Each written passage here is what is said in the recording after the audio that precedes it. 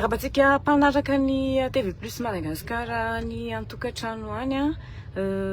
taminatin'ity fiandohan'ity herinandro ity dia nifantoka tetỳ Analakely ny masony mpanara-baovao mahakasika ny fandaminana ny tsena izay napetraky ny commune Antananarivo renivohitra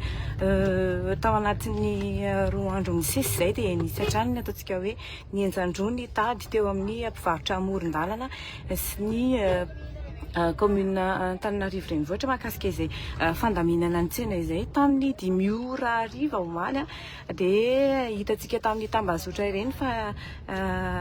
faly sy nitsinjaka ireo mpivarotra amoron-dalana tao ireny hoe fifampiresahana tamin'ny commune Antananarivo renivohitra fa afaka hiverina hivarotra izy ireo zany rehefa hoe tsy afaka nivarotra tamin'ny fanapa-kevitra teo aloha noraisin'ny commune dia hoentinay antsary amintsika izao hoe ohatrany ahoana tokoa izay endrika fandaminana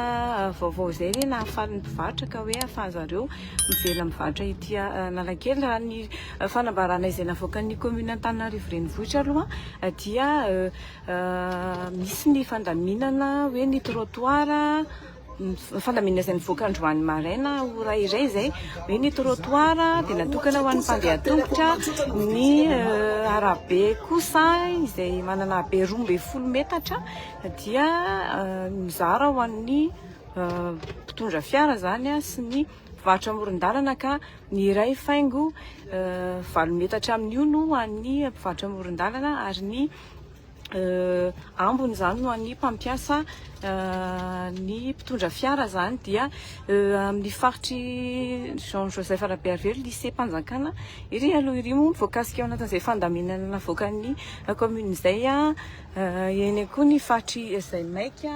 zany hoe any ambadika any ary ny eny akaikin'ny super U zany hoe mbola ery aloha ery dia hojerentsika hoe ohatrany ahoana izay endriky ny hoe arabe 12 metatra sady ampiasain'ny mpampiasa fiara zany eo ihany koa zao misy hoe sady miantsona misy ny mandeha tongotra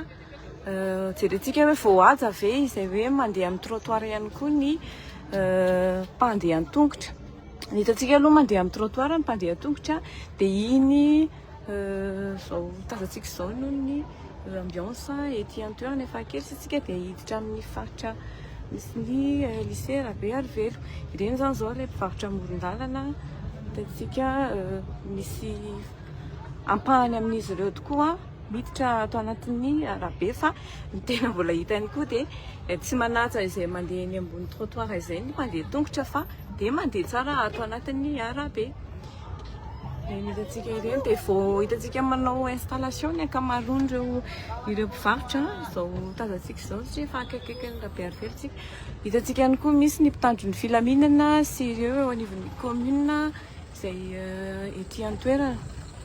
zao zany zao ny ety amin'ny faritra misy ny Arabearvelo ny trottoir aloha zany zao ety manoloana ny lycée malalaka dia toy izao ny ety amin'ny arabe amin'izao retenena izao aloha mba tsy misy ny fitohanan'ny fiara zany dia somary tsy tazana ato anatin'ny sary angamba fa iny zany zao ny amin'ny faritry ny misy ny Shoprite dia ohatran'izao zany zao ny zavatra misy ety Analakely amin'izao fotoana izao ty zany zao lapan'ny tanàna mbola hiverina hitina ety an-toerana mihitsy moa zany zay rehefa avy eo fa fampisehoana amintsika ny zava-misy indray zany hoe manao ahoana raha ny olona izay mitaingina fiara inona zavatra iaina rehefa mandeha ety Analakely izy dia izao zany zao aloha no zava-misy ety an-toerana ny efa namoaka an'izay fanapa-kevitra izay zao moa zany ny commune ampatsahivina antsika hatrany efa ora iray zay hoe ny trottoir izay ny fandaminana vaovao ny trottoir ho an'ny mpandeha tongotra dia ny arabe 12 metatra ny habeny zany misy apahany iray faingo 7 metatra ho an'ny mpivarotra amoron-dalana dia ny ambony ho an'ny mpampiasa ny lalana rehefa mijery ny réaction à chaud zany hoe ny ahoana moa fahitan'ny olona anazy an'izay fanapa-kevitra izay isika dia amin'ny tambazotra dia ny ankamaroany zany hoe mpampiasa ny lalana dia saika tsy faly tamin'ilay fanapa-kevitra misy moa ny tena mampiasa ny fiteny mihitsy hoe lefitra ny commune fa tsy navita nanenjana an'izay fanapa-kevitra fanadiovana ny tanàna zay. Tanterina amintsika rehefa avy eo ny andinindininy hoe manao ahoana ny fivoaran'ny zava-misy ety an-toerana fa dia mankasitraka antsika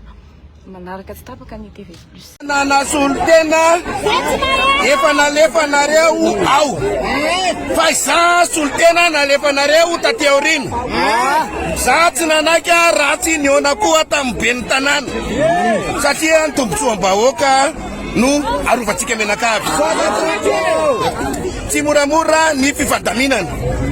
zay mampaela bay anto zareo ao le solo tenanareo satria le solo tenanareo tsy manaiky mihitsy koa fa mitazona ny heviny hoe ahoana ny marimaritra iraisana satria tsy azo atao ny hoe isan'andro nareo fotoana tokony hitadiavanareo vola lina fotsiny ohatran'izao matonareo ho tombotsoanareo hafahanareo mamelona ny vady amanjanakareo zay fa tsy hoe fitity anakorotana korony anareo fa misy ny alahelo-ponareo sy ny etaetanareo ary zay no tsy maintsy nentina tao zay mampahelona an'ilay solo tenanareo ao fa na iveriny eo ny tenako satria nareo ny teny hoe ela be tosako hoe anasy loha hiteny amin'zareo hoe tsy moramora ny ady hevitra fa mame tokonareo aho fa atreto aloha efa misy ny marimaritra iraisana fa tsy maintsy anana toerana hivarotanareo oke sa tsy oke